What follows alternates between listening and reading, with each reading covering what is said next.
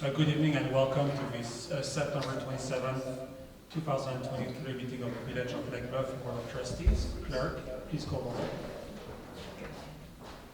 Trustee Fisher. Here. Trustee Freed. Here. Trustee Hatch. Here. Trustee Rappin is absent. Trustee Ryder. Here. Trustee Cole is absent. Thank you. Please stand and join me in reciting the Pledge of Allegiance. I pledge allegiance to the flag of the United States of America and to the republic for which it stands, one nation, under God, indivisible, with liberty and justice for all. Thank you. First on our agenda is a proclamation designating September 2023 as the National Suicide Prevention Awareness Month.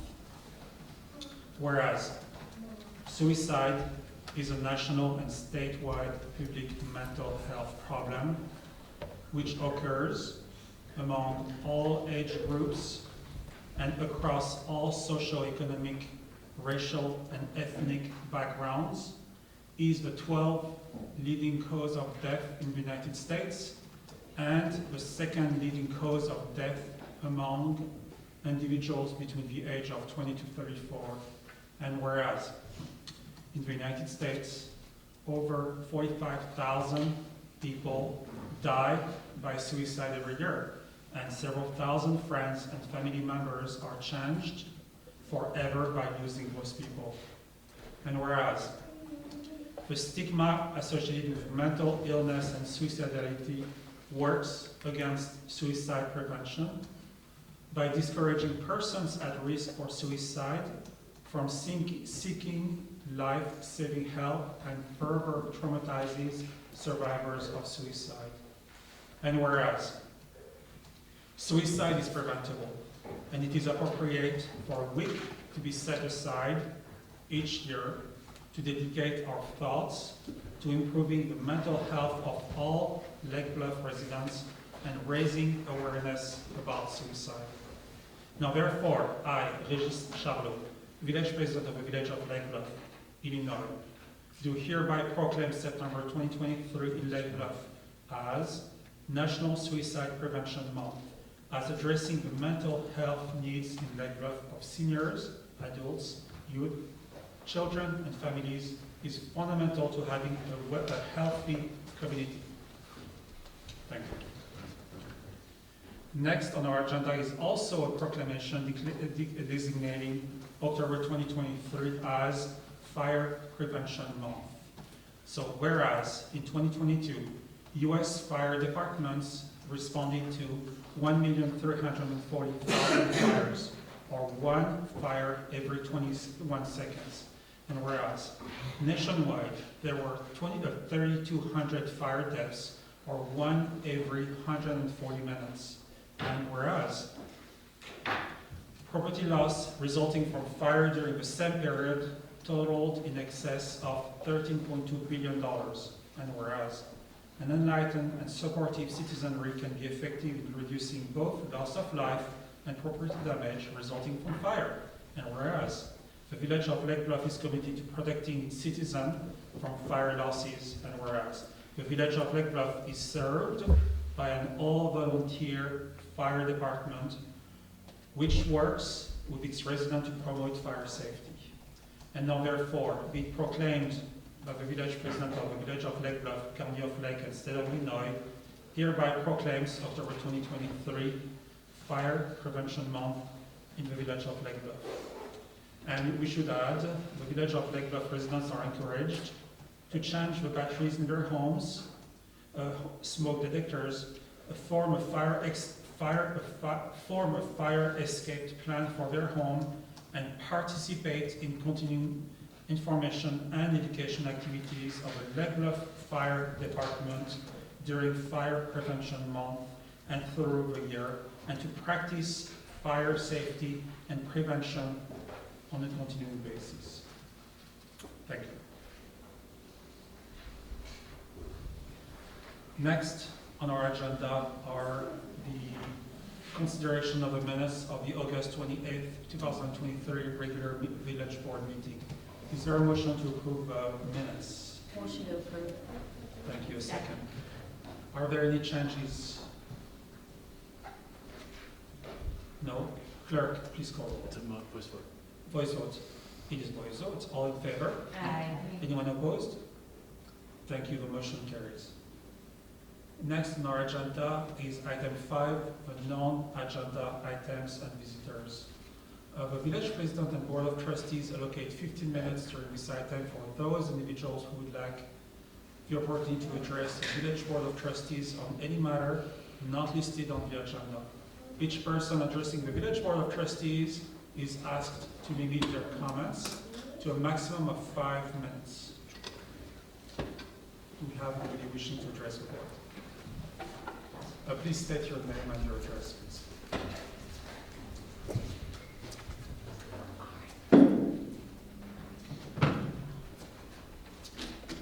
You need a chair. Yeah, he wants a chair. Do you want a chair? All right. Don't worry, a couple years you won't need it.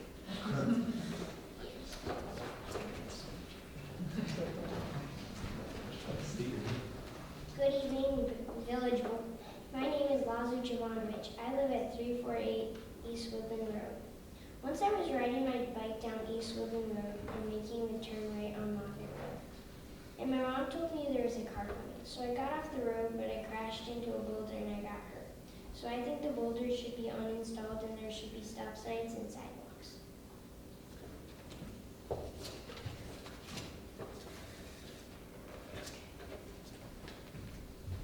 And I am Lazo's mom, Roz Jovanovich. I also reside at 348 East Woodland. Thank you for taking the time to listen to our concerns tonight. So my son is talking about some current concerns that I myself have about how unsafe it can be for kids and pedestrians to walk along Moffett between North Avenue and Blodgett. So on this stretch, there are no stop signs. This is the stretch that big, huge Mack trucks were routed this year from the beach with construction debris. This is a stretch of road that we have to use unless we want to go all the way up to Evanston to get to the beach. So, you know, we do head down and into Moffett. So I'm always concerned, and I'm always the mom that's behind my son saying, get over, you know. So I talked to some other moms too. I reached out yesterday. I texted about 10 of my friends that live in the immediate area, and I said, hey, I'm sick of dodging trucks. I am getting, we've had close calls. I think I'm going to go to the village board and ask for a sidewalk on Moffett. So I said, what are your thoughts? And out of the 12 people that I reached out to, 10 of them said yes, sidewalks would be great. One of these people actually lives on Moffett, and her only reservation is she did not want the sidewalk on her side because it would require a privacy hedge to be removed. Totally understandable. But overall, overwhelming, positive response to this idea. 2 of the people that I reached out to just never responded. Probably got, down on their text message mess. So that's why I'm here today. I wanted to bring this to your attention. I've also written to you a letter dated the 26th that you received regarding the license agreement, and this is in the same area. And within that packet, Exhibit E will actually show you an example of a pretty dangerous corner. And I think that does a really good job of underscoring my concerns. I myself had gone around this corner and almost hit pedestrians before, and I'm moving slow. I think the residents who live here are really good about being careful and looking for little kids, but we have a lot of people coming in from out of town to do landscaping. We have the FedEx guys coming in, and then we just have, now, this summer was a lot of construction from the beach. So that's my concern, and I hope that you can make it a priority to take a look at that area and figure out what we can do. Some of my friends said, well, can we get a stop sign? I think that's a great idea. If we can't get a sidewalk, can we get a wider shoulder? There's no shoulder there. People have put boulders up so that the lawn doesn't get ruined, but the problem is then that doesn't leave pedestrians or bikers a place to go to get out of the way. So these are my concerns. I think there's a bunch of different solutions, and I hope that you would consider Thank you. Thank you. Usually, this is your advantage. My kids were about a block away from there. All the way when they were about 14. So I have some experience with that. And they did go around this corner. No, let's look at not for the boulder, but the boulder was there. So I'm sorry we fell around that boulder. We have an obligation to, whenever there is a change in town, new construction, to have safe road, this is called. Complete streets policy? Complete street policy that is install sidewalk whenever we can. This is a state law, and we include that as part of building a house. And so, yes, we should consider that. So Yeah, I think that's great. Definitely look at the off-sites for, around the home. the issues of responding and getting this done right. But yes, thank you. All right, thank you. Jeff, did you come up with, I'm sorry, I don't know if you're Jeff also. I just had a quick, Sure, yeah. I'm Ned Jovanovic, and this is my family. I'm also at 348 East. And only to reiterate one thing, even if those sidewalks are something of a long-term plan that may take a few years, at the bare minimum, the homeowners along that eastern part of Woodland that wraps around into Moffett and the Moffett homeowners, at a bare minimum, they should remove those boulders. I mean, they've put the boulders on village property, and it prevents walkers, it prevents residents from walking along that border in a safe place. So even if the sidewalks are an aspirational goal long-term, I think at a bare minimum, all those boulders should come up. I mean, they're trying to protect these little patches of grass that technically aren't even theirs. They're the village's. So it's the village property. That's it. Thank you, Jeff.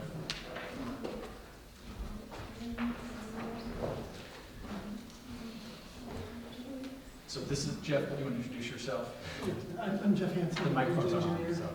The microphones are not working, we have some, so you don't have to know we're talking to it. I asked Jeff to come up as a village engineer to talk about, we've been talking about, and actually 2 summers ago, prodded that same comment and concern about the absence of sidewalk from East Blodgett down to north, and we've been talking about it. And the village is updating its comprehensive land use plan right now, and I don't know if you've gone to that website, or you can I put search. my comments on it. Perfect, and is that on there? Yep. Perfect. So that's exactly what we're looking for, and the village's current comp plan is from 1997, and it listed multiple locations where the village should have additional sidewalk, but it wasn't a very long list, and what you're describing was not on that list. But we started adding walk along there to get from center, and we started at, I think it was Glen, a couple of years back, it was a subdivision required the developer to add the sidewalk, and so we're slowly moving north. But that location has been identified, will likely be, certainly we talked about with the upcoming comp plan, but we did look at west side, east side of the Moffett Road, and I wanted Jeff to kind of just give you the comments since you were here. Yeah, between Blodgett and North, I mean, there's probably improvements on both sides that would be impacted, probably very equal. Like 3 trees on each side, there's a couple of culverts that might have to be filled in, so it's more than just putting the sidewalk there, but we've looked at both sides of the road, and we've found a gap that will be planned, in the comp plan between Blodgett and North, it should be on one side or the other. I mean, do we have to wait for sidewalks? Can you consider the boulders and removing those? I mean, they're causing a problem. Yeah. And it's stop signs. That's lots of people. It forces you into the street because because otherwise you're playing hopscotch with boulders every 4 feet. Or my son ran into it and thought this might hurt himself. Yeah. And it's on public land. Yeah, we can talk about that, and see if there's a policy issue with that, but I understand the concern, and some other boulders around town are much more punitive, if you will, than those. I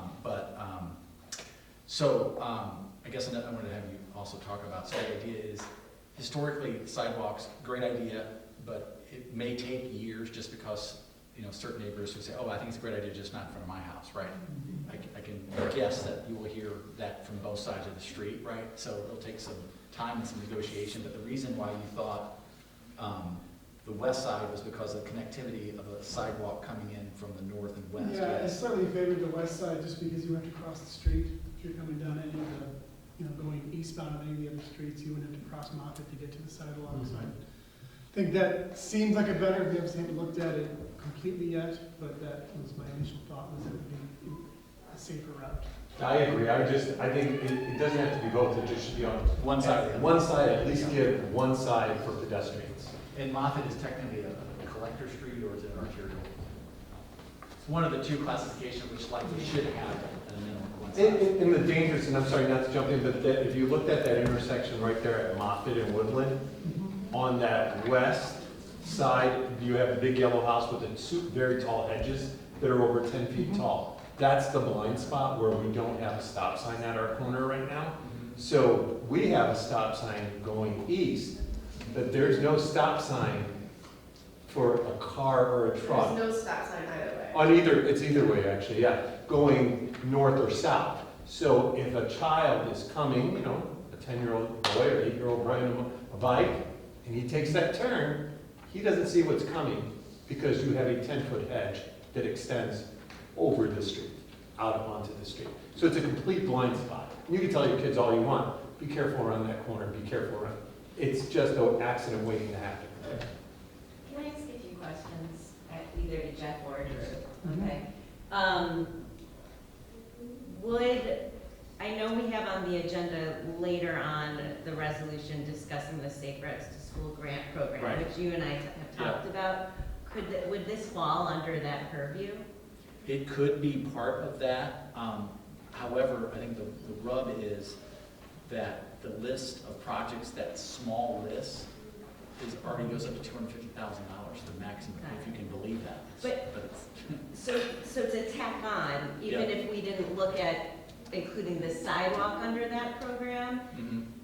is there something that could be done in the interim, similar to what's at Green Bay and Washington, that connects North Terrace over to the Park District and the elementary school, the flashing light, so kids crossing the street, it's not a stop sign, well, technically there is a stop sign, Yeah.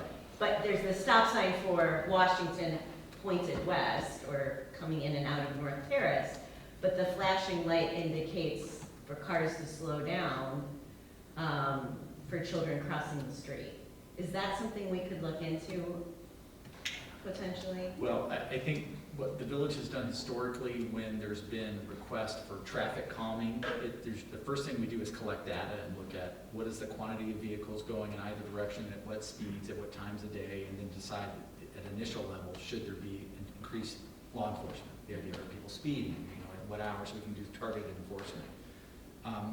Historically, when the village has done that, we share the information with the curious residents, or if somebody raised an issue, we say, hey, here's the numbers, here's what it looks like. And most times it's like, oh, I guess it's really not, it's a perception issue. Like, how fast are people going, or what, But there have been times when there's roads that said, okay, maybe some other additional traffic calming is warranted, and then we go to the engineers and say, okay, what makes sense? There's a laundry list of things, speed tables. You start looking at road narrowing or other things to manage it. Probably on the continuum, the flashing beacon is over here, pretty intense. This isn't a crosswalk either. So Yeah. And you can have standard practice, put a sign, look out for children. Okay. We've seen So the those progression of, Something, Yeah. yeah. where they would normally start. It is a narrow street, and there isn't a whole lot of places to get off the street when there's traffic, especially if someone's parked on the street. Yeah. And it's blocked off. we can certainly collect some data, but the idea, this has already been identified as staff, definitely needs a sidewalk, and then it'll just be coming down, working with the residents to find where. And are the boulders on the west side? I can't remember. Around both sides. Okay. It's, They're in lots of just a places. gravel shoulder Right. Yeah. could be better than nothing. Has a resident ever paid for a stop sign? No. And from an engineering standards, I don't know the volume of work. It's not that expensive. I But just- we also have seen other solutions, such as sometimes there is no need for a stop sign, and you will see a school putting a small stop sign. So for people that are trying to cross, will have a sign that size. And these do not have a legal weight, but they will help the situation. Yeah, and I think that some of the times when Lake Bluff has been, thoughtful in the number of traffic regulatory signs you see throughout town. There's not many, right, by design, and that that forces a lot of people to say, wait a minute, what should I do here? It's very European almost, but I think a lot of communities, in Lake Bluff included, would tend to not put stop signs in for the sake of putting stop signs when they don't meet the engineering standards, because it creates new liability where none exists today.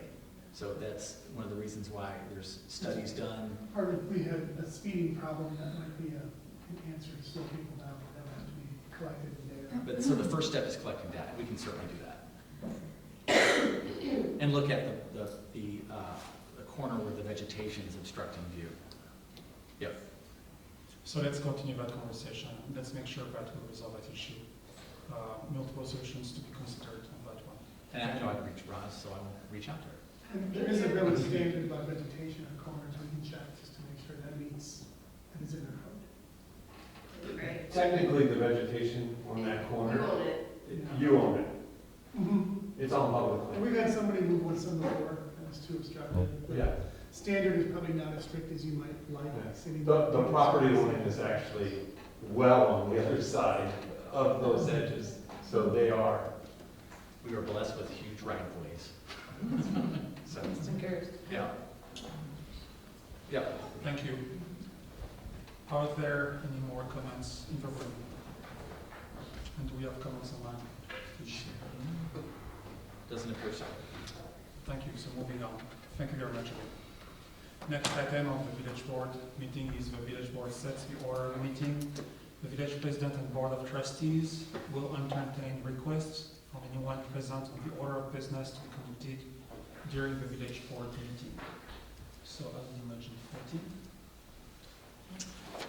You can, yes, as well as 16 and 17. And for anybody here for item number 12, that party has requested the village table that item, so that you may take that if you want to just table it and be done with it. All right, we'll do that. Next meeting? That's it, yeah. Okay. So moving on to. Well, yes, you still need to do number, the various reports, but you can, so, sorry, go ahead. So without objections, we'll consider item 12, 14, 16, and 17 next. Any objections? All in agreement? So moving on to item number 12, that is a resolution approving a license agreement to use a portion of village property at 665 Moffett Road. You understand that we are tabling that issue for a future meeting. That's the request of the applicant, yes. And actually to the next meeting of the board, which is October 9th. Got it. So we are Looking for a motion. You can do that motion. Could I please have a motion tabling this issue until October 9? Second? All in agreement? All in favor? Aye. Anyone opposed? And this motion passes. We'll reconsider that resolution on October 9. The next item to be in order to be considered would be item number 14, a resolution approving a license agreement for the use of village property located at Sunrise Beach by the Lake Bluff Yacht Club as a replacement to a sailing compound. And before I go into this item, before we proceed on this item, I would like to point out that I am personally Regis Charlot. I am part of Lake Bluff Yacht Club as an active sunfish sailor. I used to be part of the LBVB board of directors, but resigned 2 years ago prior to being village president. I did not participate in any discussion or any negotiation that will be part of this resolution. I believe that, but also believe that LBYC, the Lake Bluff Yacht Club, is an important part of the village, the life and vitality of this village, and that the LBYC serves over 150 family members, so it's important to the village life. And to that, I'm today grateful to the commitment of what we'll present next.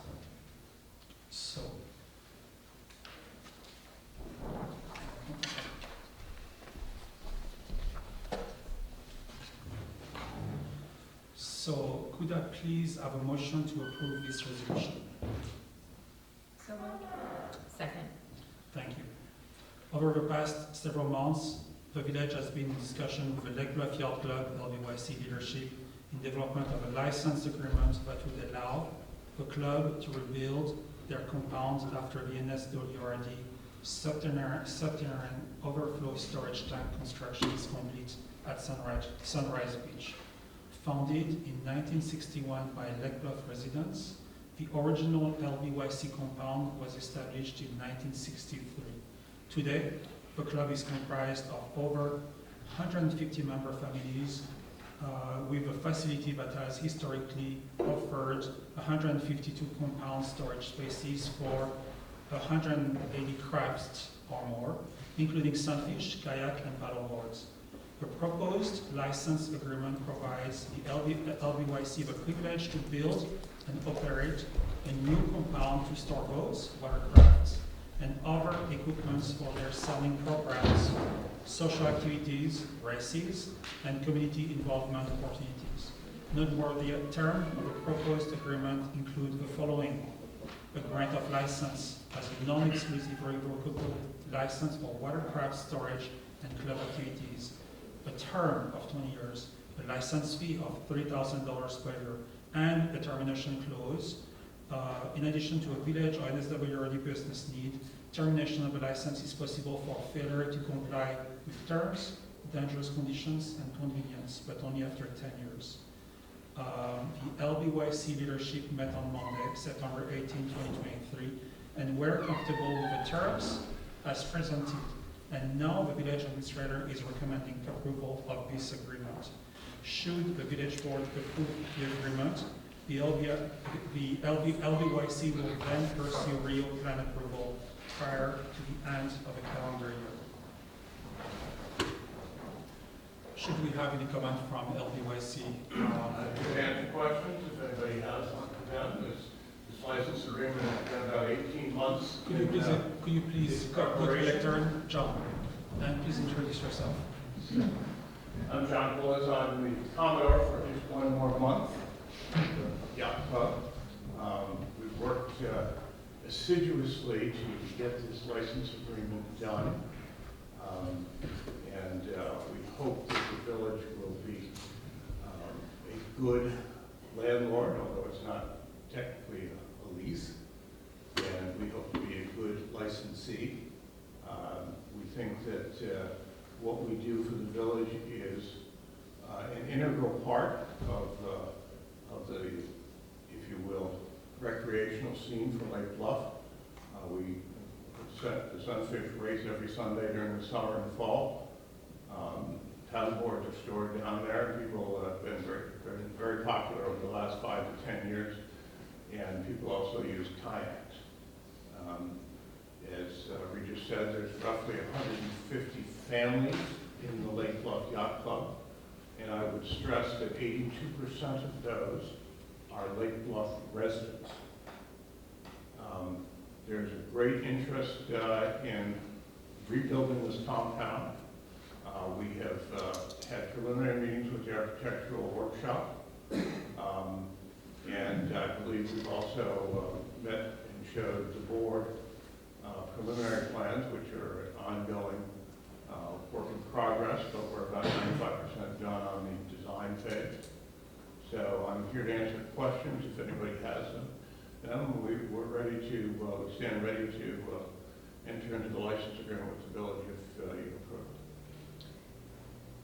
I have a couple of questions. I had heard a presentation a few months ago, maybe a year ago now, where you talked about non-resident members, and I think we had a discussion about whether that included Park District members who were part of the Park District, though not part of the village, or whether that was folks outside of the village. Well, in my very informal way of looking at this, I went through our membership rolls, and anybody that had a mailing address in Lake Bluff was counted as a Lake Bluff resident. Okay, so 82% then thus is roughly in the Park District, because that includes Knollwood and they have Lake Bluff addresses.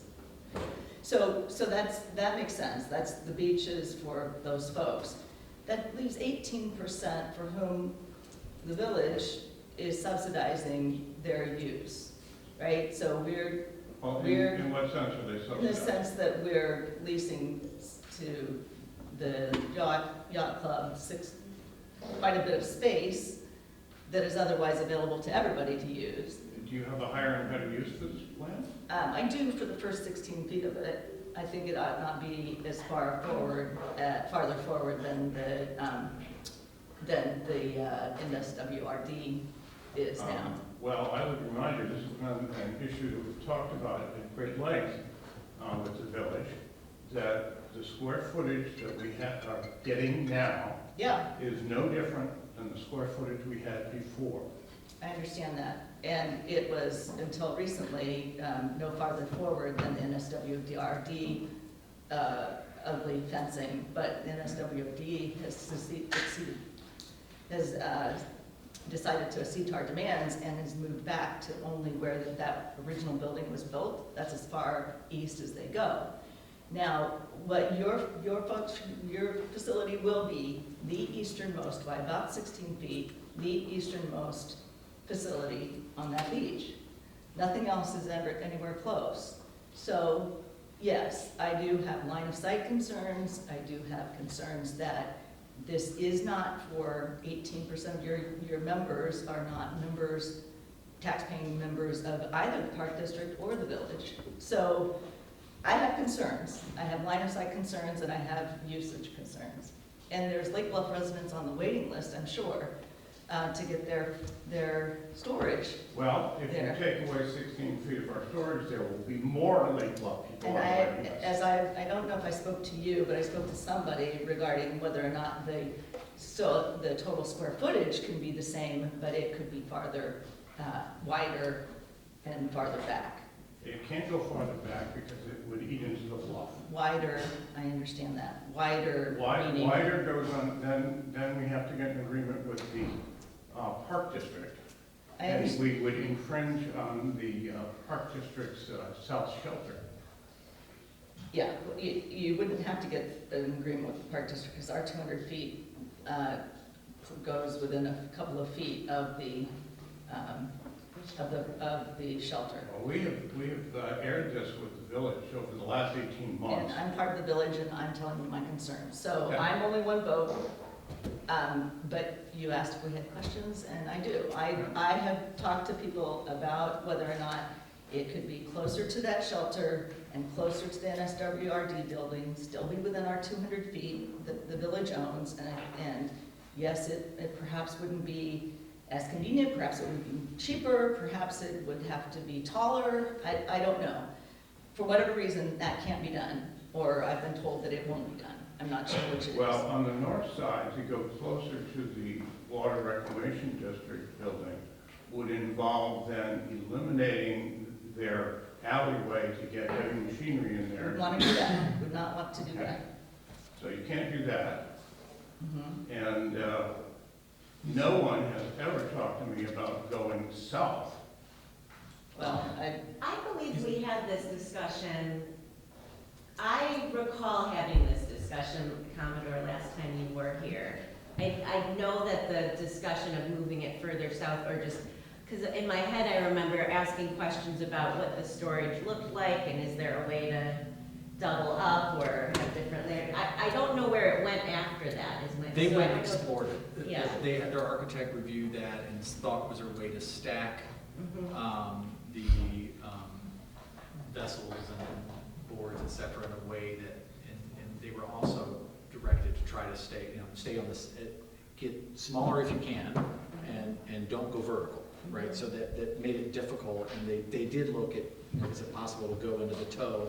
But that's not advisable because it makes it unstable. So they were looking at all the alternatives and really came back to, if this is, and to be clear, I'm presenting this after negotiating with the LBYC, Trustee Ryder, so that this is idea that I don't know that they'll be able to achieve that or solve that concern without going vertical or getting closer to the south structure, which is not that far away. yeah, I know it's not that far away. So it's but kind of we- shoeborned in there now. To claim we have to go on to Park District land is So, Joe- incorrect. Joe, for Yeah. the landline statement, was the previous compound on the property line of the village of Lake Bluff? Or do we have more space to go south towards? There the is some shore? space to go south. How much? How much? Are we talking 16 feet? Are we talking 3 feet? 15 maybe. So if you were to expand Which south, is your legal setback, as I recall. Well, it gets kind of blurry down there in terms of structures, what's a primary structure, what's an accessory structure, but And I can address a couple of other concerns. I mean, since we can't go vertical for a couple of reasons, we wanted to go vertical with the observation deck, and that received a lot of pushback from people. I don't know why. It's a wonderful thing for the village, but that's just my opinion. To go vertical, we're talking about storing, the ability of people to store things within reach. You can't put any heavy equipment in there to move things mechanically. So what we've got is what we've got. to point out, because I was compound manager for quite a long time, we're storing 150 pounds at 5 or 6 feet high. We cannot go above 8 feet because we would have 150 pounds that could fall on top of people. So we're basically limited in height, and we'd like to point this out. We did do one thing, which is for all the paddleboards, we designed them to store vertically. That allows us to basically double the number of paddleboards, which should cut down on the wait list. And I would add, there is no wait list right now. Oh, there's not a wait list for the storage? Right. Oh, interesting. So, and when people are allowed to sign up, I would hope that we give Lake Bluff residents or taxpayers No, that's not the way our bylaws work. Well, maybe the bylaws need to be changed then, because the Lake Bluff taxpayers, the ones who are paying for that land. Well, they're paying for the land, but they're not paying for the building where everything's stored. That's coming out of our pockets. Understood, And that's coming out of our members' fees. understood. And you can't get storage unless you're a Lake Bluff Yacht Club member. So they're buying storage at a subsidized rate when they don't live here in town. The storage for all members is the same. There's no price differential. And the storage is the lowest you can get on the North Shore, I'm by sure far. it is. Well, which is no doubt why people who don't live here are storing their equipment here. Are they paying $15 to get down to the beach? Do you know? No, we have an agreement with the Park District that allows yacht club members to come down if they are using their boats, kayaks, and paddleboards. Mhm. Well, as a taxpayer, I won't support it. Not as drafted, not 16 feet in front of where the NSWRD buildings are. Not until I understand that they have exhausted every other opportunity. And my vote is only one vote, so there may be 5 other votes or 6. But I don't think they've tried hard enough to find a better solution that gives us line of sight to that beach. And I'm further concerned that we are subsidizing out-of-town people to have their boats here and to come down. So that doesn't make sense to me. Last time it was a public beach. It is, and people who don't pay taxes here pay $15 to get down to that public They beach. say that to the Park District. Yes. And our agreement with the Park District, because we allow them to use our equipment for the youth program, is that our members can come down and use the beach. That's not being subsidized by the village. If anything, it's being subsidized by the Park Well, District. I'm also a taxpayer of the Park District. Wait a second. But we are giving the Park District $10,000 worth of equipment every summer to use. Actually, And John, we maintain that equipment. So to say we don't do anything for the use of this is simply not correct. so let's, John, stop a second. So first of all, people having a membership at Lake Bluff Yacht Club do not have use of the beach, okay? They have access to their equipment if they're from out of town, and the only thing they can do with that equipment is go and use that equipment, but they cannot be on the beach. That's an agreement with the Park District. That's number one. The Lake Bluff Yacht Club has a role in the community to bring vitality in the community. That is a social event. There's a fair amount of social members on to actually bring life to that part of town. This is to be respected. Now, I do agree with you that the complaint we've had is some people want to get that membership, $175, to be able to have access to our beach and bypassing the park district. Now, the yacht club turns that around, having an all summer long program to the park district by providing compound equipment, boats, and the members of the Bluff Yacht Club manage those boats. They fix those boats literally, and we buy the equipment that is replacement to those boats. So there is a giving back program to see. This is not only one-way part.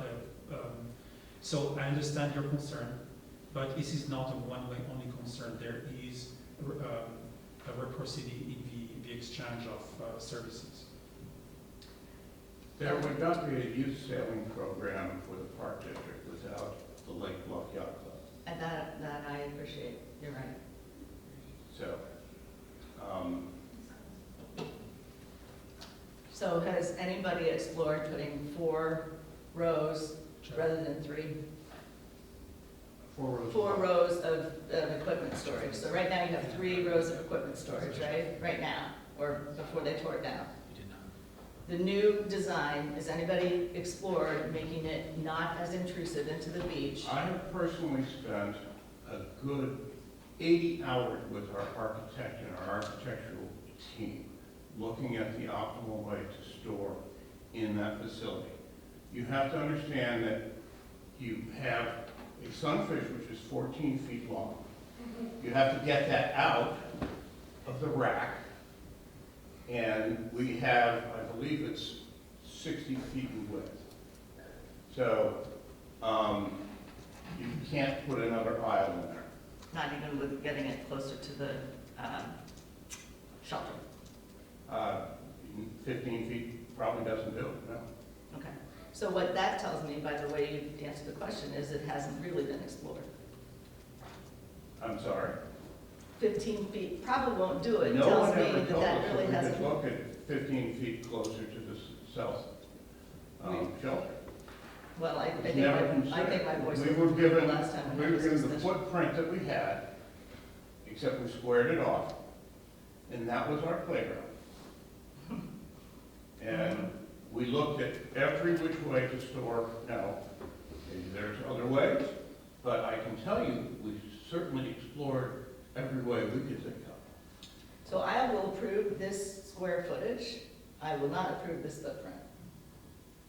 So I'm one vote, but I'm simply telling you, I think that line of sight matters to our residents, and that we need to know that our partner has done everything that they can to make sure that this line of sight is maintained for the general public as much as possible. And it sounds to me that our previous concerns, previous discussion, didn't make its way to the architect to determine whether or not that was even possible.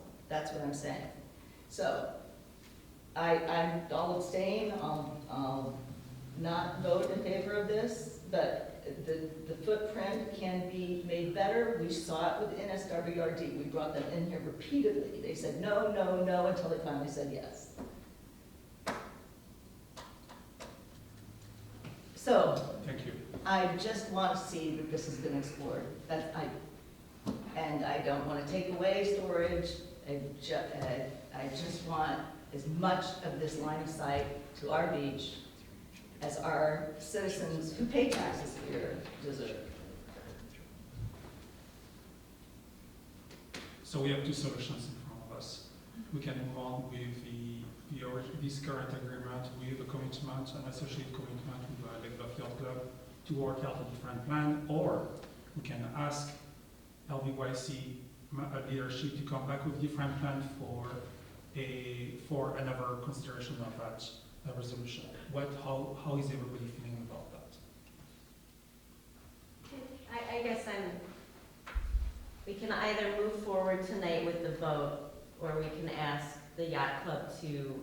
Yes. So,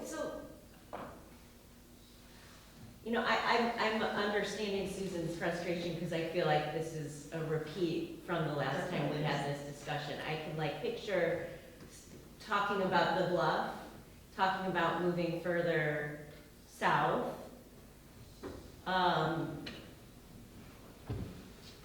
did we not have, where's the disconnect, I guess? I think the disconnect is that nobody told us that we should consider moving 15 feet south.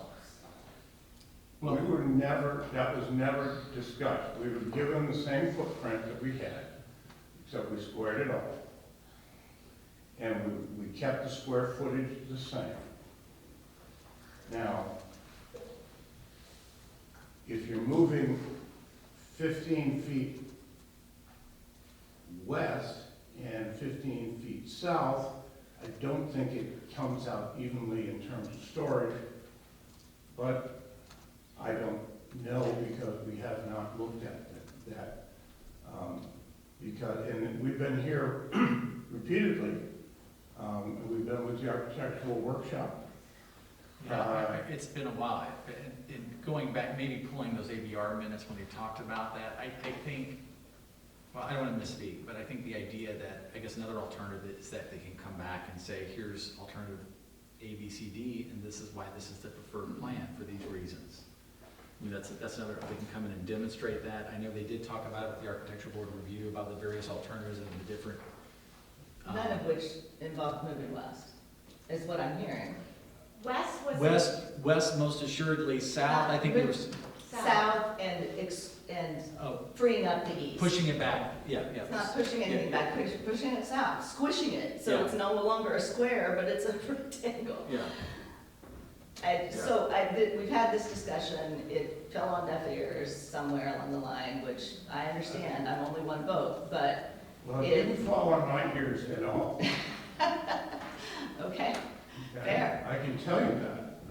I think there's some limitations by going south and how the park district uses their facility and accesses it, with I've vehicles. heard that too. Yeah, so I think that was looked at.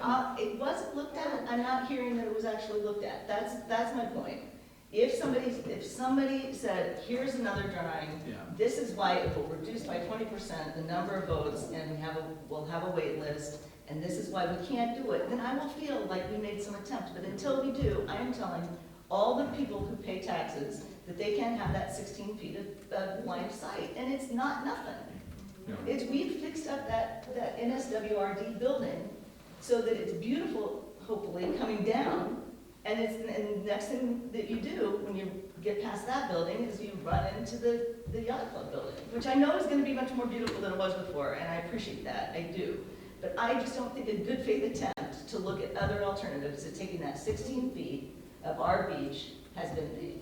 And I guess here's the other added nuance that's not been presented or talked about thus far, is that since the original conversation started, the Lake Bluff Fire Department has acquired a boat that they are going to be looking for a home for down there. Right now, it's going to be at the firehouse, but they would rather put it down there. Mm-hmm. And That will take some space. And and the trailer is bigger than 15 feet. All right, so if we're gonna be able to get some kind of additional Yeah. public good for that, I want people to recognize, just like that prior conversation, when we give up public assets, public property, we're giving it up on behalf of our taxpayers who own a piece of it. And we can't do that just because this is the way it's always been done.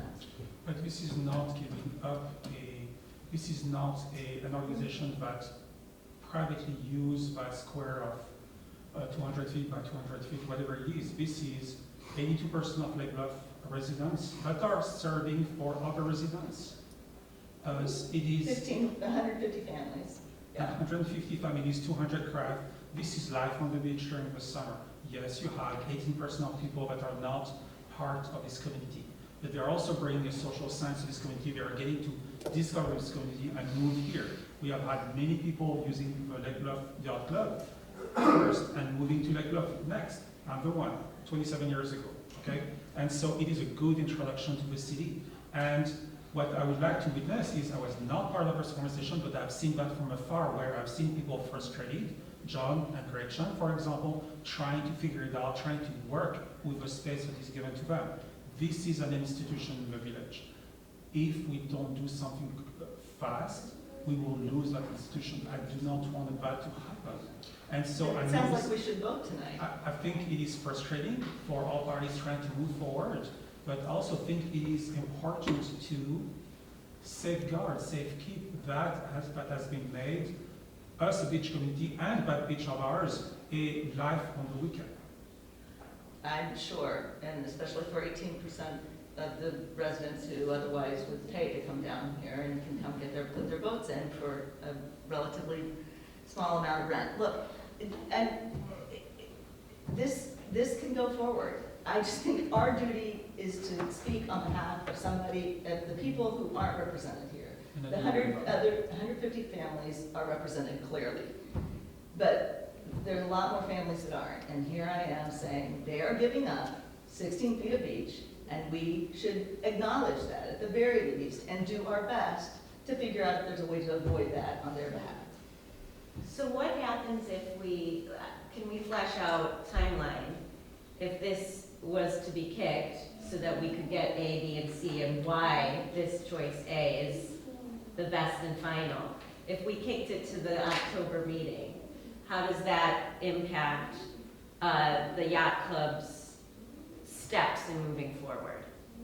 Well, the steps moving forward, there's at least, according to Drew, at least 4 steps that we have to take with the village.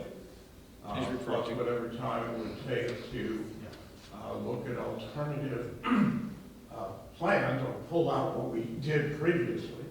And there would also have to be a revision to the license agreement in terms of what the licensed premises is. It just it kicks the can down the road another month. Right, but if it is a matter of pulling out what was already discussed, just so that we have full transparency in our proceedings for the community that we represent.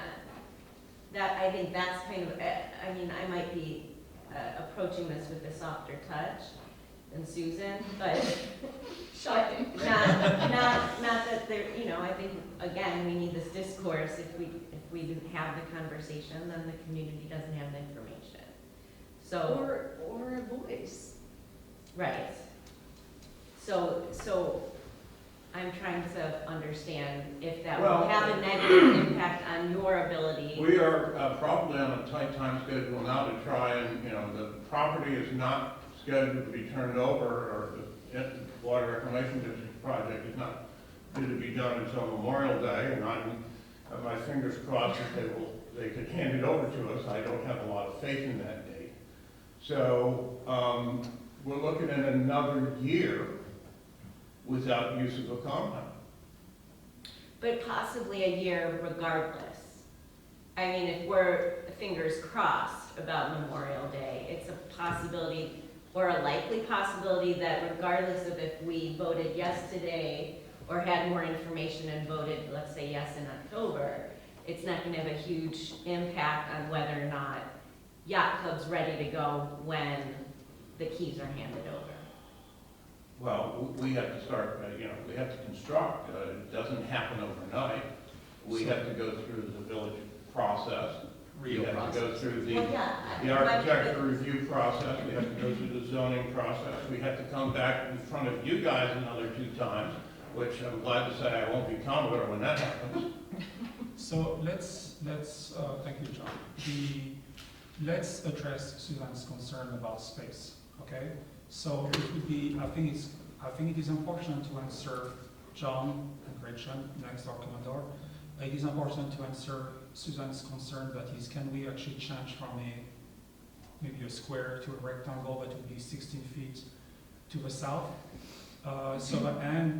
Considering the fact that, by considering if we can store equipment that takes a lot of space to move, to get out, to get in safely, knowing that that equipment is actually pretty heavy by itself.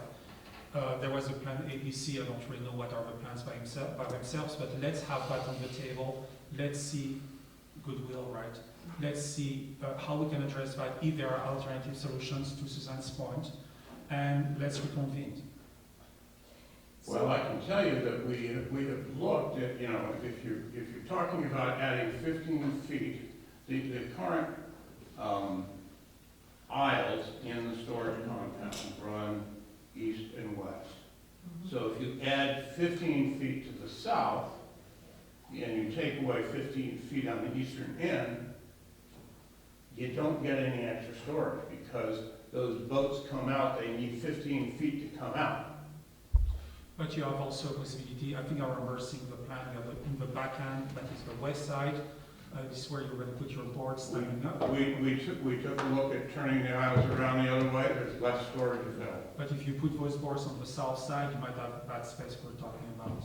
I think there is a value in looking at that. I'm sorry, this is gonna be frustrating, but I think we can reconvene on that. And if it ends up being far more expensive, if it means we can't park the fire boat down there, there's lots of trade-offs we're expected to make, but I'm not convinced that we've thought about it. Well, I can tell you already, they didn't talk to us before they bought their boat and the size of it. There's no place in our compound for its storage, the way we're currently designed. So let's reconvene, And it's John. unfortunate because we asked them at the start of the process. So John, don't put that on us as well. I am simply looking for a public good, and I understand what you're saying, that the public good, public benefit of having this opportunity for more than 150 people, 150 families is a public good. I understand that. But I don't have a feeling that you've done your due diligence on this issue that I did raise before. And I don't know where the disconnect was, but it wasn't heard, so. So, I am going to ask for a motion to reconvene on this item, to continue this item. Could I please have a motion on this? Let's, John, how much time would you need to actually prepare material or correction? We have no idea, because it would involve rehiring our architect and spending probably $4,000 to $6,000 worth of architectural fees. So, on top of what we've already spent. So if that's what you want to put on us, it is extremely frustrating. We've been at this process now for 18 months. And for somebody to tell me that we didn't listen to you, that's simply not the case. Nobody talked to us about moving to the south. I think Taryn and I both confirmed that we had that conversation with someone standing at that podium. And I know I've talked to. I have been to every meeting. John, it's not Yes. necessary. I can assure you that that was never discussed with me. John, I will move a motion to reconsider, to actually provide us options, to actually see if there is a better a use of the space, and maybe there is not. But I think there is a value to answer the request of the board. And might I just, let me just clarify, I don't believe we're asking the yacht club to go back to their architect to redesign. I'm asking for clarity so we can explain to the public why what we're suggesting can't work. Yeah, that's a little bit different. It's not a redesign where you are spending $4,000. It should be pulled out from the 80 hours of discussions. It should exist. And I've heard such discussion. All I can do is share with you my frustration with this process. Nothing, it seems, has gone easily with this. And it is extremely frustrating for us to come in here after 18 months, Drew, working on this license agreement and working with the architectural workshop and discussions with the village at a village board meeting. And now to have you say, oh, well, you should look at moving 15 feet off the eastern edge and putting it on the southern edge. It's just extremely frustrating. And Good government should not work like this. I would have been very happy to look at that issue early on, but I will tell you it's extremely frustrating at this point. Could I please entertain a motion? And if I'm digging a hole for myself, so be it. Okay? so moved. Thank you. Second, Second. we'll reconvene at a later date. How much time would you need to reconsider to do work? And I'm not asking you to do a redesign of the floor plan. how much time would you need to summarize previous finding to have possible different possibilities or substantiate your current design? I will get back to Drew on that. Okay, thank you. Need a Voice vote, all in favor? Aye. Anyone opposed? Thank you, the motion carries. John, thank you. Gretchen, thank you. Next item would be item 16. Item 16 is an ordinance amending section 10-13-3 of the Lake Bluff zoning regulations as a Rio district use for child daycare services. Could I please have a motion on this ordinance? So moved. Second. Thank you.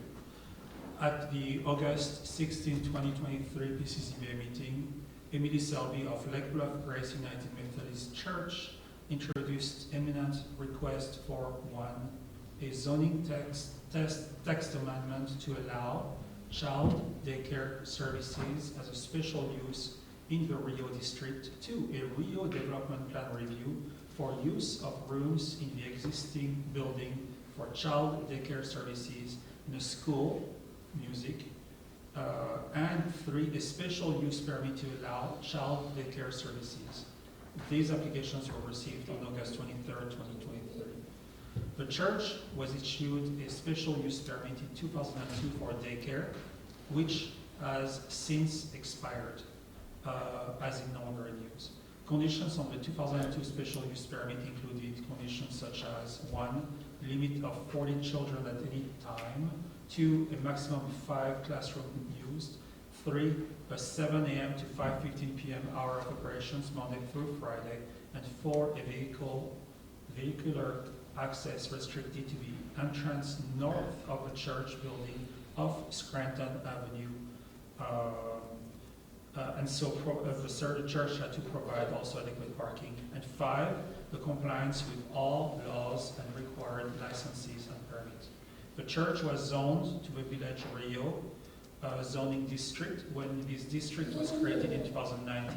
The Rio district requires a Rio development plan review to establish a new use or obtain a building permit.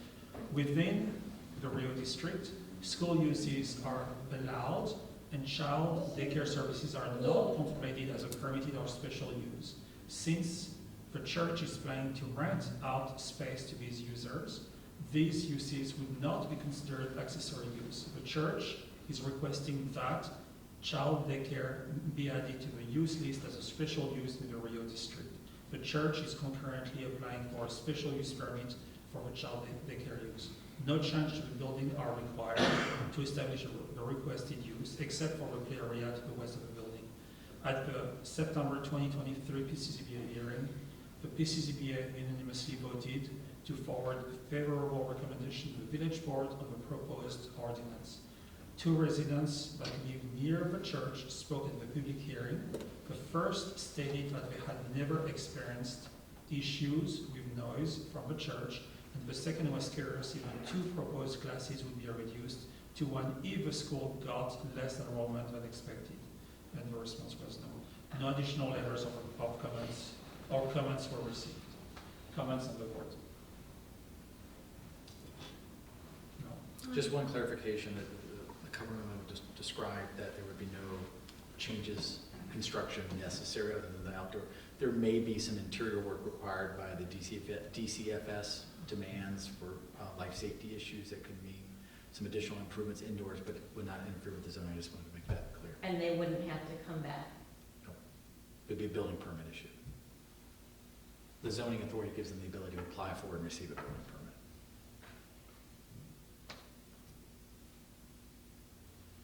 Any more comments on the board? Do we have anybody from Grace Church? You do? I'm here. Would you like to make a comment, if necessary? I would just say that I really appreciate all the support. Could you please approach the lectern and state your name and your address, please?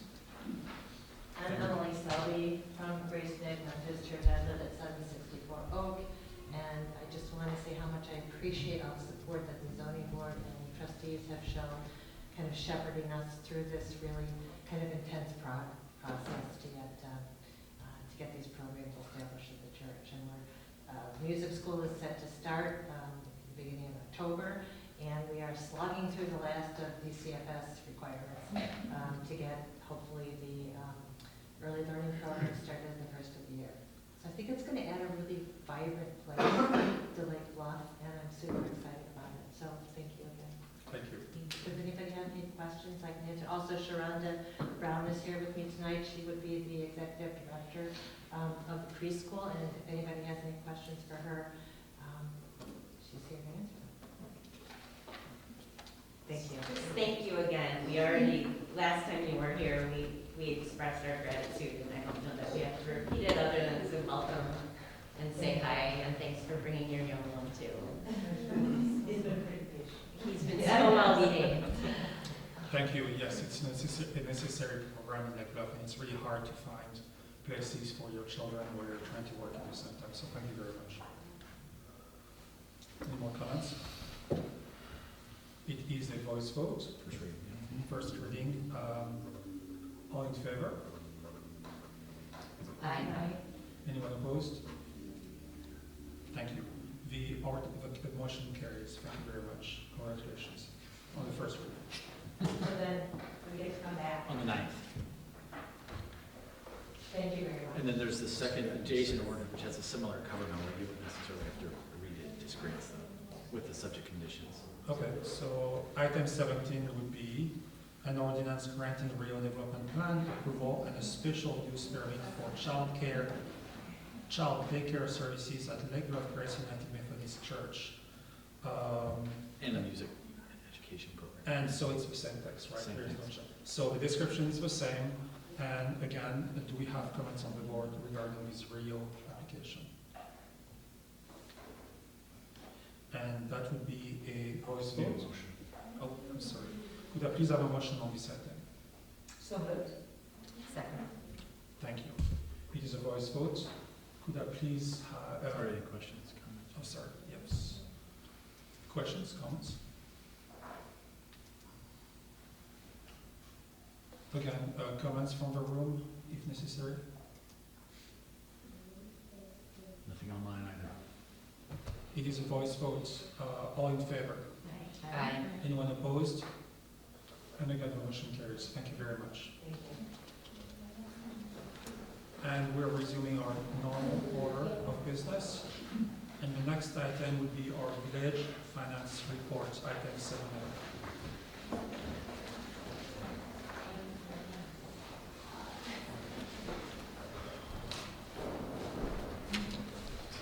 And item 7A is a warrant report for September 12 to September 25, 2023, and August 2023 payroll expenditures. Is there a motion to approve this warrant report? So moved.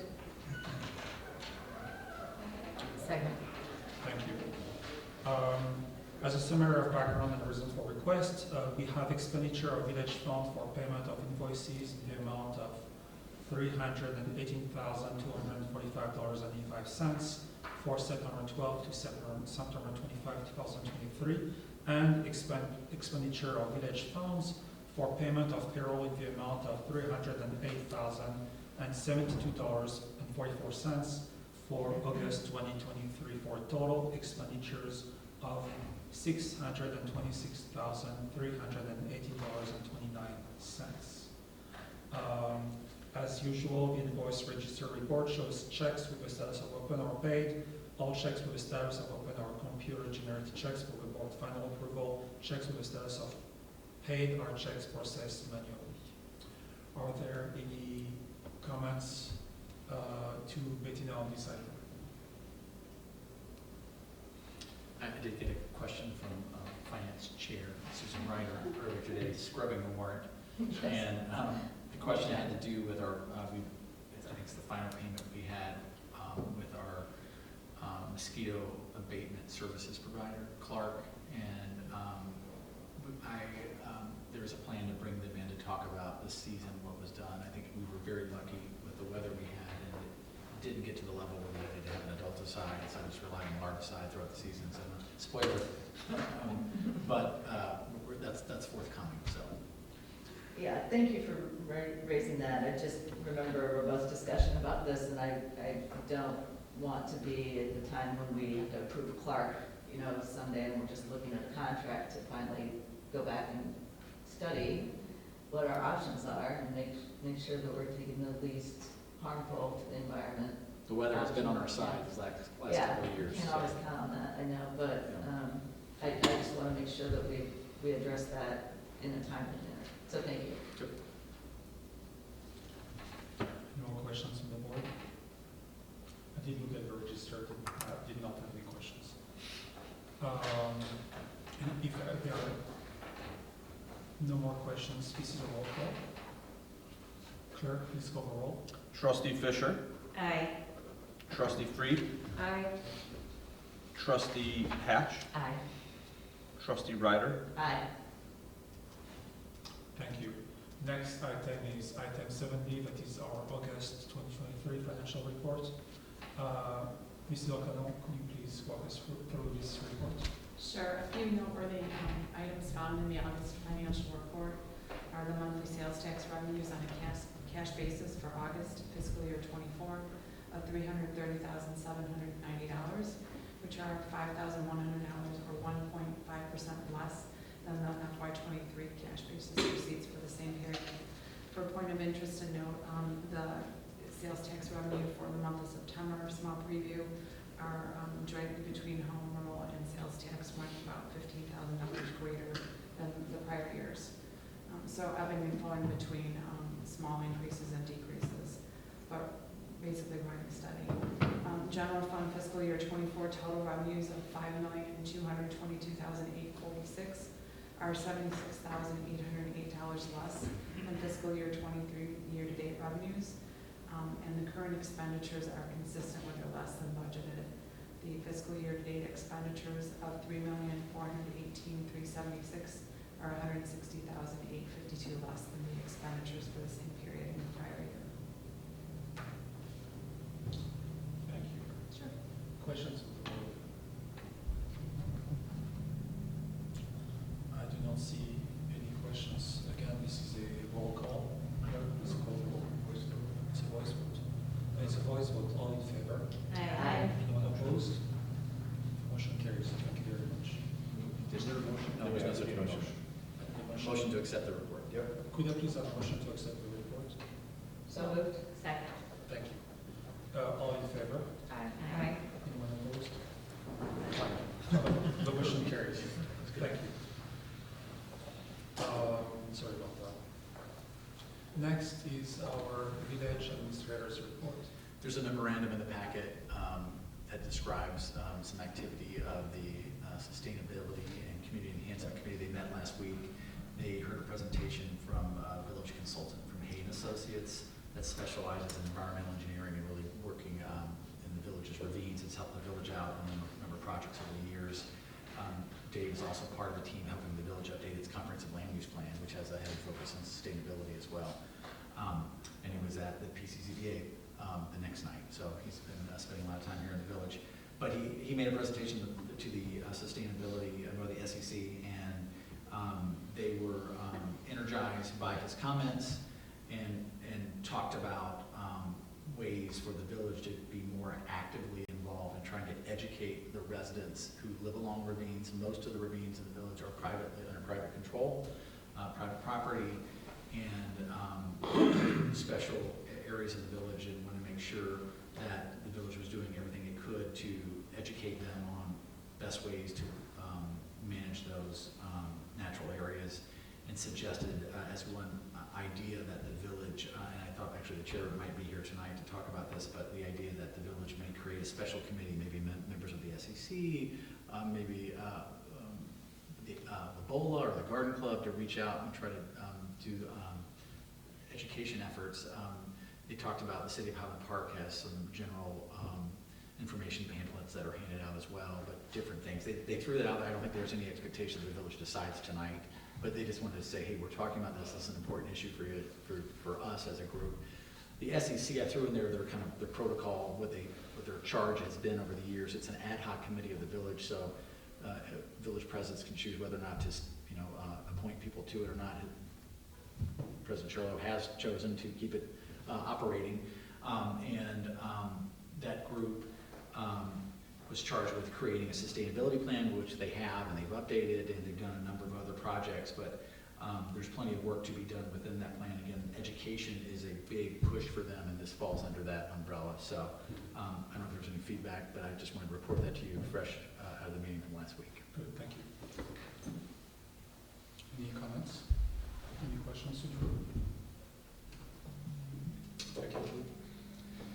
Moving forward, next is our village attorney's report. No report tonight. Thank you, Peter. Next is my report. I do not have a specific report for tonight yet. I have noticed, I was out for a few days, and I noticed a bike repair station that is at the confluence of two different bike paths, the Robert McLaurin path and what's the name again? North Shore Trail. The North Shore Trail path. And I think that thing had been up for about 15 minutes when people were really trying it with all the different tools, and I was told that the students at Lake Bluff Middle School were also playing with it to actually repair their tricking scooters. out their scooters, I suspect. Yeah. So it's and I'm also told I should not thank LB125 because it would be premature because we still have a little bit of work on it, but I'm extremely grateful to LB125 for investing in our village one more time to make us a better community. This is a small improvement, but that type of small improvement prompts people to stop in our community to then try other establishments such as restaurants, coffee shops, and so on. And so for that, I'm grateful. So thank you very much. And I'm very happy about that. The installation has been a pistol of sorts in that it's been, there was a $30,000 gift. We bid it out twice last year, and the numbers were just astronomical. So village engineer Jeff Hansen included the concrete work as part of our sidewalk work. We ordered the street furniture and the trash and recycling receptacle and the bike. So we ordered, and they all came in finally just a couple weeks ago. And so we were able to finally install it, but we had to piecemeal it because the construction trades and it's just been ridiculously out of whack. So we did it ourselves, so to speak, and now we're just waiting for the final landscaping to beautify that area, and hopefully we can spend that last third of the gift on that as the 125 committee wished for. So thank That's you. it. So thank you to staff and thank you to yourself. Thanks, Jeff. I know you were carrying the box of tools for a long time. Thanks, Jake. But I really mean that this is a small thing that will make a big difference. People stop. I've had Brad Schneider, our representative from DC, stopping and being in that spot and knowing our community and knowing better our community because that's his endpoint to our route. It's only better for our community to advocate for our community, for example. Next is item 11, the acceptance of a correspondence. Please note that all correspondence was delivered to the Village Board of Trustees in the informational report on August 25 and September 1, 8, and 15, 2023. Is there a motion to accept the correspondence? So moved. Second. Thank you. Are there any questions on the correspondence? It's a voice vote. All in favor? Aye. Anyone opposed? The motion carries. Thank you very much. Next item on our agenda would be item 13, a resolution approving and authorizing financial commitment in the Safe Routes to Schools grant program. Is there a motion to approve this resolution? So moved. Thank you. Seconded. Thank you. In coordination with Lake Bluff School District 65, village staff is working on an application for a Safe Routes to School grant program through the Illinois Department of Transportation. This SRTS, as the acronym for this program, grant program funds infrastructure projects within 2 miles of school campuses such as sidewalks, speed bumps, bicycle lanes, and more. The village has identified 3 areas where gaps currently exist. One, along Park Lane east of Mormon Avenue and along Lincoln Avenue north of Park Lane. 2, along Gurney Avenue between East North Avenue and East Scranton Avenue. And 3, along East Sheridan Place from Newman Court to the east of Briar Lane, an item we previously discussed on this village board. All 3 of these sidewalk sections are within a half mile of a Lake Bluff Middle School and within 1 mile of a Lake Bluff Elementary School. If received, the grant would reimburse an eligible project at 100%, and the maximum award amount is $250,000. The cost of these projects is expected to fall under this amount. One application requirement is a resolution of financial support from a village stating that the village has available funds in the general fund to finance the project until reimbursed, and the financial capability to maintain the sidewalks in a safe and attractive manner for public use. The full application is due in early October. Of note, the village previously applied for this grant in 2018 to fund a trail lighting project, but was not awarded funds. Comments on this item?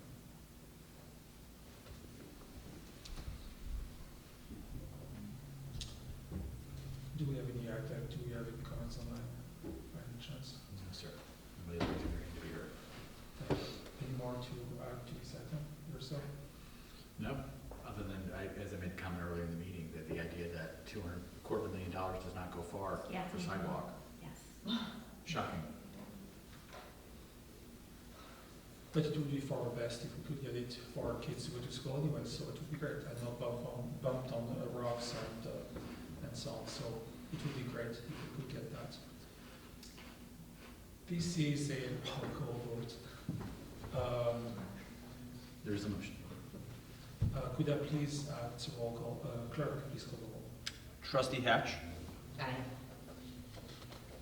Trustee Ryder. Aye. Trustee Fisher. Aye. Trustee Freed. Aye. Thank you very much. The motion carries.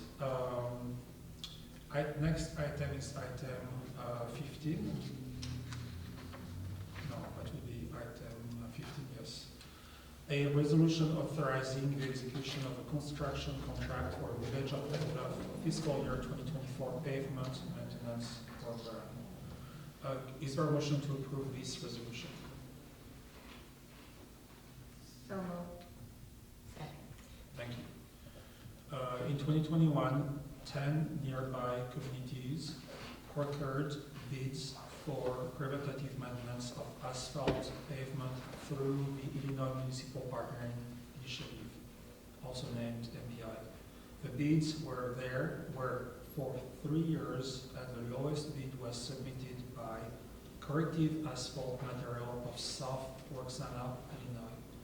One asphalt treatment including in the bid was reclamite, or reclamite, I don't know how you say that, which is sprayed on relatively newly paved streets to extend the expected life of the pavement.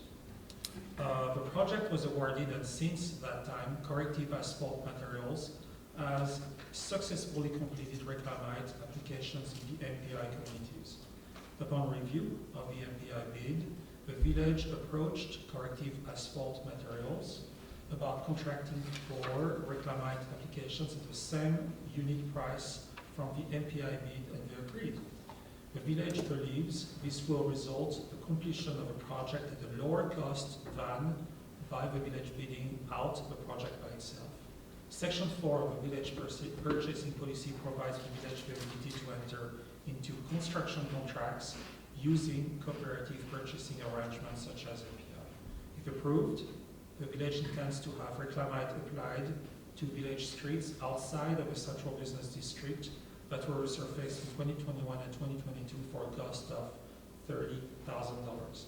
The village fiscal year 2024 budget includes $35,000 pavement maintenance, which is adequate to fund the project. it is recommended that the village board approve a contract with Corrective Asphalt Material for a total of $30,000. Comment on this board? Questions? Reactions? Jeff, would you like to, do you have a word? Do you have comments? If necessary. I'll be brief. This is something that we're trying. We had a pavement maintenance plan put together a couple of years ago through a grant from CMAP. One of the things that they recommended was more preventative maintenance on the early side. As our streets age, we don't do enough of our streets to just keep doing the same cycle. They need to last longer over the budget, to do more each year. So we're trying to find ways to make them last longer. People have used this for many years in the area, and it seems to be working. We've done some test sections. It's shown extend the life by 5 years or so, which would be very good for us. So I have a question for you, because when I was preparing for this meeting, I read about that. I've never heard about reclamite, because I might be an engineer, but this is not my domain. What does it do to our roads? What is the length of time you're buying by applying that solution? And what does it do to our roads, and what are the conditions? So the sign says asphalt goes down hot under 200 degrees to form it and shape it, and then it gets dried out with all that heat. So if you come in a couple of years after putting it down, you put this chemical down to kind of re-moisten the top of the asphalt and seal it. It will keep the freeze thaw out a little better. It will help it bond and stay bonded. So it's supposed to add 5 to 7 years. It does go down wet. It is a little tacky for a couple of days. They put it down as wet. They put some sand down to kind of soak up the excess. And then they sweep the sand a couple of days later. So there is a couple of days worth of some mess, and some people might not think that's the greatest thing for those 2 days. Car tires will track onto other streets that aren't be treated. And they should come off, and you might get on your dog's paws if you're walking across the street, but they say it's not unhealthy. It won't hurt anything. It just is a little bit of oil. So that should wear off. The streets will look blotchy probably through part of winter, and by spring they'll kind of slope like we do now. So that we understand, a street lasts 20 years, right? That would be great. We're getting maybe 12, 15, and some of them, they have a concrete base, they might last a little longer. And so the cost is millions of dollars to renew those portions of streets, and so we're getting another 5 to 7, you said? So it's basically 30%-ish more life out of our streets. That makes sense. Thank you. So just for the conversation, rounded out the idea that what other maintenance or preventative maintenance is there for asphalt pavement? Yeah, there's the crack sealing, Which we've is done. more of it's a less high-tech solution, just trying some material in the holes, trying to seal them up. There is some minor, micro resurfacing where you put a very thin layer down and a chip seal, but we haven't done those as much. Lake Chip County, seals are messy. They are. Lake County will do all of these things. They have a whole pavement staff that works on what to do on each street. But I think for our residential streets, this would be a step in the right direction, just to make them last longer. Probably we'll still do some crack sealing in future years, because we don't do enough streets to make this project an every year thing. I don't want to come here and do the small amount of streets that we do. That's why we're doing 2 years worth of work in this one.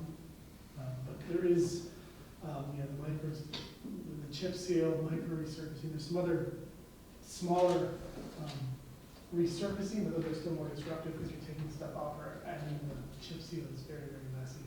So this is a day of kind of blotchy, oily, and then it kind of fades away over the next couple of days. And we'll stain the street, which is why we're not doing, we just did block 2 a couple of years ago. I wasn't going to do that one because it might stain the thermoplastic pavement markings.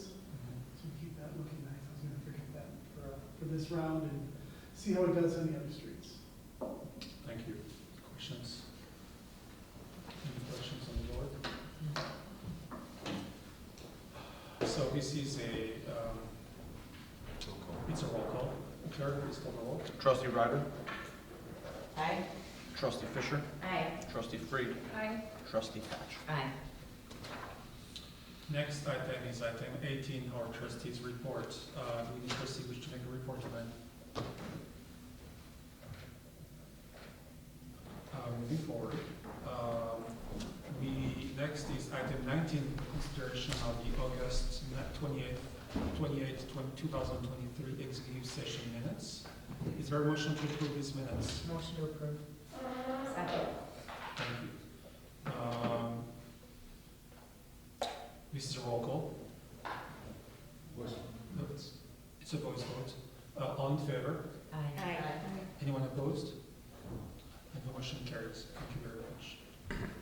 Next item would be our executive session, and I understand that we have an executive session tonight, right? So may I please have a motion to go into closed session for the purpose of discussing horrible litigation pursuant to the Illinois Open Meeting Act, and that upon the adjournment of a closed session, this regular meeting will be deemed to be automatically be adjourned by the same vote without the conduct of any further business. So moved. Thank you. You have a second? Yeah. Thank you. Trustee Hatch, seconded. This is a roll call. Trustee Fisher? Aye. Trustee Fried? Aye. Trustee Hatch? Aye. Trustee Ryder? Aye. Thank you. And this concludes the open part of the village board meeting. Thank you to anyone in attendance tonight, and have a great evening. Thank you.